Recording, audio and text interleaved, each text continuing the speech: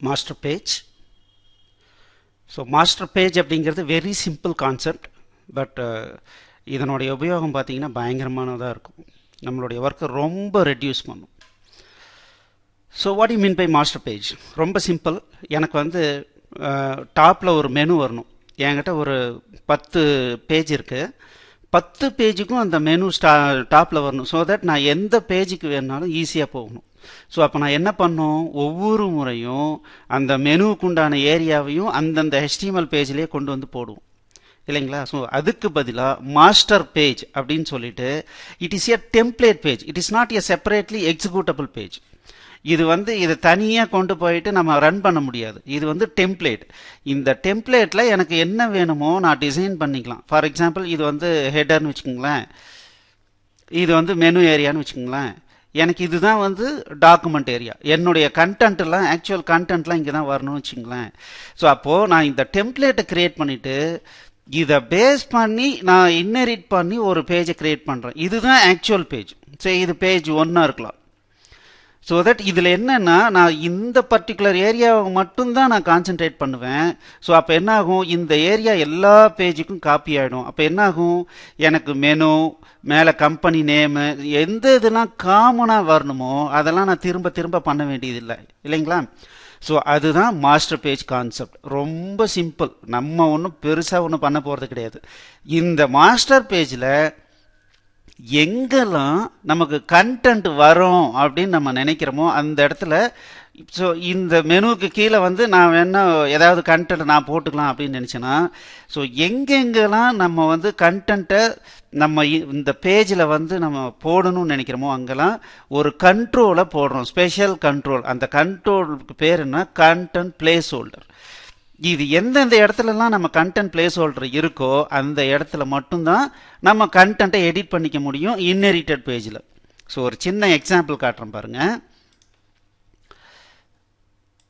So இப்போ நம்ம என்ன பண்ணியிருக்கோம்னா, இதுதான் சைட் டாட் மாஸ்டர். இது என்ன பண்ணியிருக்கோம், ரைட் கிளிக் அடித்து ஆட் நியூ ஐட்டம் போனோன்னா இங்கே பாருங்கள் மாஸ்டர் பேஜ்னு வருது. இதில் போய் நான் சைட் டாட் மாஸ்டர்னு அடிச்சிட்டேன். ஸோ அடித்த உடனே எனக்கு இந்த பேஜ் வந்துருச்சு. இந்த பேஜினுடைய சோர்ஸ் பாருங்க, இட் இஸ் எக்ஸாக்ட்லி HTML தான், வேற எதுவுமே இல்லை, ஜஸ்ட் HTML பாருங்க. ஸோ எகெயின் HTML ஹெட் பாடி எல்லாம் இருக்கு. பட் என்னன்னா ஒரே ஒரு வித்தியாசம், கண்டென்ட் பிளேஸ் ஹோல்டர் அப்படின்னு சொல்லிட்டு நான் பேர் கொடுத்துருக்கேன். இது வந்து மெயின் கண்டென்ட் அப்படின்னு கொடுக்குறேன்னு வச்சுங்களேன். அவ்வளோதான். தென் இங்கே பார்த்தீங்கன்னா ஹெட்டிங்கில் நான் ஒவ்வொரு பேஜ்லேயும் மெட்டா டேகு ஸ்கிரிப்ட் இதெல்லாம் எழுத வேண்டியிருக்கும். அதுக்காக என்ன பண்ணியிருக்கேன், இங்கே ஹெட்டு கண்டென்ட் பிளேஸ் ஹோல்டர் ஒன்று போட்டிருக்கேன். இது 2 தான். அதுக்கப்புறம் பார்த்தீங்கன்னா ஒரு பேஜ் மெயின், அதில் வந்து மேலே ஹெட்டரு, தென் அதுக்கு கீழே ஒரு மெசேஜ் ஏரியா, ஏதாவது எரர் மெசேஜோ சக்ஸஸ் மெசேஜோ காட்டுறதுக்காக ஒரு மெசேஜ் ஏரியா போட்டிருக்கேன். அதுக்கப்புறம் கீழே இருக்கிற கண்டென்ட் ஏரியா, அதில் லெஃப்ட் சைடில் மெனு, ரைட் சைடில் கண்டென்ட். ஸோ இதுக்கு என்ன பண்ணியிருக்கோம் அப்படின்னா ஒரு CSS ஆட் பண்ணியிருக்கோம். இங்கே பாருங்கள், சைட் டாட் சிஎஸ்எஸ்ன்னு ஒன்று ஆட் பண்ணியிருக்கோம்.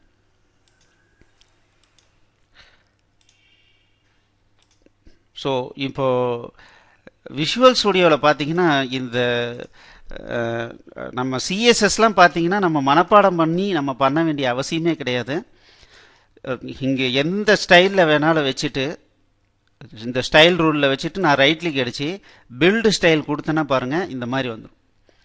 ஃபாண்ட் ரிலேட்டட் இன்ஃபர்மேஷன்லாம் இங்கே பண்ணிக்கலாம், பிளாக் ரிலேட்டட் இன்ஃபர்மேஷன்லாம் இங்கே பண்ணிக்கலாம், பேக்ரவுண்டு கலர் மாற்றுறது, இமேஜ் பண்ணுறது இதெல்லாம் இங்கே பண்ணிக்கலாம், பார்டர் ரிலேட்டட் ஒர்க் இங்கே பண்ணிக்கலாம், பாக்ஸ் ரிலேட்டட் ஒர்க் இங்கே பண்ணிக்கலாம், பொசிஷன் ரிலேட்டிவாக என்னன்றது பண்ணிக்கலாம். நம்ம எதுவுமே உங்களுக்கு கான்செப்ட் இதை பார்த்தா என்னன்னு தெரிஞ்சதுன்னா போதும். இதுதான் அதுக்காகத்தான் நாம் வந்து CSS படித்தோம்.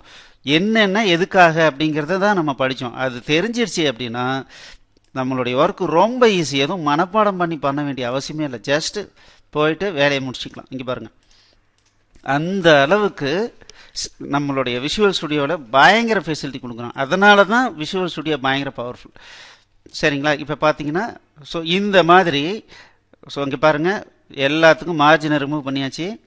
தென் அதுக்கப்புறம் பார்த்தீங்கன்னா ஹெட்டர் வந்து 100 பிக்சல் ஹைட்டு கொடுத்துருக்கோம், விட்த்து 100% கொடுத்துருக்கோம், பேக்ரவுண்டு ஒரு கலர் கொடுத்துட்டோம். பேக்ரவுண்ட் கலர் வந்து ரொம்ப டார்க்காக இருக்கு.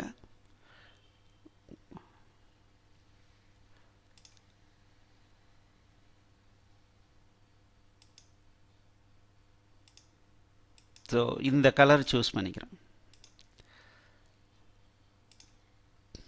பேக்ரவுண்டு இதே கலரையே தூக்கி இங்கே போட்டுக்கிறேன். ஸோ அதுக்கப்புறம் லெஃப்ட் மெனு பார்த்தீங்கன்னா ஃப்ளோட் லெஃப்ட் கொடுத்துட்டு வித்து 200 பிக்சல் கொடுத்துருங்க, பேக்ரவுண்ட் கலர் கொடுத்துருங்க, மினிமம் ஹைட்டு ஒரு 600ன்னு கொடுத்துக்கலாமே. ஸோ இப்போ என்ன ஆகுதுன்னா, இப்போ சைட் மாஸ்டர் பாருங்கள், டிசைன் மோடுக்கு வரேன், இங்கே பாருங்கள். ஸோ இது சிம்பிள், அவ்வளோதான், எதுவுமே கிடையாது. இதில் ஒன்லி டிஃப்ரென்ஸ் என்னென்னா, இந்த இடத்துல தெரிகிற மெயின் கான்டென்ட் இங்கே பாருங்கள். ஸோ கண்டென்ட் ஏரியாவுக்கு என்ன கொடுத்துருக்கேன், position relative, margin left 200 pixel கொடுத்துருக்கேன், பேடிங் லெஃப்ட் 5 பிக்சல் கொடுத்துருக்கேன், டாப் இது கொடுத்துருக்கேன். இப்போ என்ன பண்ணியிருக்கோம் அப்படின்னா, இப்போ about.aspxன்னு ஒரு பேஜ் கிரியேட் பண்ணியிருக்கோம். இந்த கண்டென்ட் பிளேஸ் ஹோல்டருக்கு பேர் நம்ம என்ன பேர் மாற்றிட்டோம்னா மெயின் கண்டென்ட்னு பேர் வச்சுருக்கோம். ஸோ இதை மெயின் கண்டென்ட். இப்போ பாருங்கள், இப்போது இதில் ஒரே ஒரு வித்தியாசம் என்ன அப்படின்னா, இங்கே பாருங்கள், மாஸ்டர் பேஜ் ஃபைல் அப்படின்னு சொல்லிட்டு ஒரு இது வந்து அடிஷ்னலாக ஆட் ஆகிருக்கு ஒரு டேக். இதில் ஒரு பர்டிகுலர் மாஸ்டர் பேஜ் இங்கே என்ன கொடுத்துருக்கோம், இங்கே டில்டு, இந்த டில்டு கேரக்டர் என்ன ரெஃபரன்ஸ் பண்ணுதுன்னா, என்னுடைய சைட்டில் ரூட்டில் அங்கேருந்து பார்த்து ஆரம்பிக்குதுன்னு அர்த்தம். சரி, ஃபார் எக்ஸாம்பிள் சப் இப்படின்னா என்ன அர்த்தம், ரூட் ஃபோல்டரில் சப்னு ஒரு ஃபோல்டர் இருக்குது, அதுக்குள்ளார சப்னு ஒரு ஃபோல்டர் இருக்குது, அதுக்குள்ளார இது இருக்குதுன்னு அர்த்தம். ஸோ பட் இப்போ எனக்கு எங்கே இந்த சைட் டாட் மாஸ்டர் எங்கே இருக்குது அப்படின்னா ரூட்டில் இருக்குது. ஸோ நம்ம எப்போவுமே ரூட்லேருந்து ஸ்பெசிஃபை பண்ணிட்டோம்னா எங்கே இருந்தாலும் அது ஈஸியாக எடுத்துக்கும். சரிங்களா, அதனால் இந்த மாதிரி இந்த நொட்டேஷன் யூஸ் பண்ணுவோம். ஸோ சைட் மாஸ்டர் நம்ம கொடுத்துருக்கோம், இதை கொடுத்த உடனே இங்கே பார்த்தீங்கன்னா இது மாதிரி வரும். ஸோ இதை எப்படி கிரியேட் பண்ணுவோம்னா, ஒரு பேஜ் நான் கிரியேட் பண்ணி காட்டுறேன். ரைட் கிளிக் அடிக்கிறோம், add new item, web form இங்கே போடுறோம். இங்கே பார்த்தீங்கன்னா செலக்ட் மாஸ்டர் பேஜ் கொடுத்துருவோம், அவ்வளோதான் வித்தியாசம். இங்கே பார்த்தீங்கன்னா சர்வீசஸ் இது கொடுத்துட்டு ஆட் கொடுக்குறேன். இங்கே எத்தனை மாஸ்டர் பேஜ் வச்சுருக்கோமோ அது இங்கே வரும். நான் இங்கே சைட் மாஸ்டர் மட்டும்தான் இருக்குது, செலக்ட் பண்ணிக்கிறேன். செலக்ட் பண்ணோன்னே பாருங்கள் இங்கே இது வந்துருச்சு. ஸோ இதில் போயிட்டு நம்மளுடைய கண்டென்ட்டை அடிச்சிக்கலாம். ஏதாவது மெட்டா டேக் போடணுன்னா அது ஹெட்டில் போய் போட்டுக்கலாம், இல்லைன்னா இந்த மெயின் கண்டென்ட்டில் இங்கே போட்டுக்கலாம். ஃபார் எக்ஸாம்பிள் H2 பார்த்தீங்கன்னா services, we offer the following services, break, unordered list. So இங்கே பாருங்கள், டைப் அடிக்கிறதுக்கே ஓப்பனிங் டேக் கொடுக்கும்போதே அதுவே ஃபில் ஆகிடுது. இப்போ லிஸ்ட் ஐட்டம் பார்த்தீங்கன்னா சாஃப்ட்வேர் டெவலப்மெண்ட்,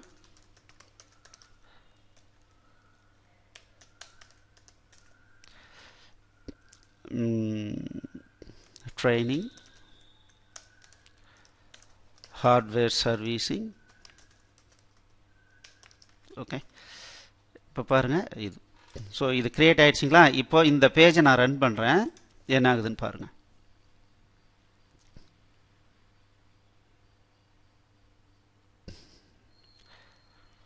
ஓகே, அவ்வளோதான். ஸோ இது ஸ்டைலிங் வேலை. ஸோ இது வந்து ஸ்டைலில் நம்ம கொஞ்சம் மாடிஃபை பண்ணோம்னா கரெக்டாக வந்துடும். ஸோ அல்டிமேட்டாக கான்செப்ட் என்னன்னு பாருங்கள். ஸோ நம்ம ஒரு டாப்பு ஹெடரு, இங்கே வந்து லெஃப்ட் மெனு, தென் இங்கே பார்த்தீங்கன்னா கண்டென்ட்.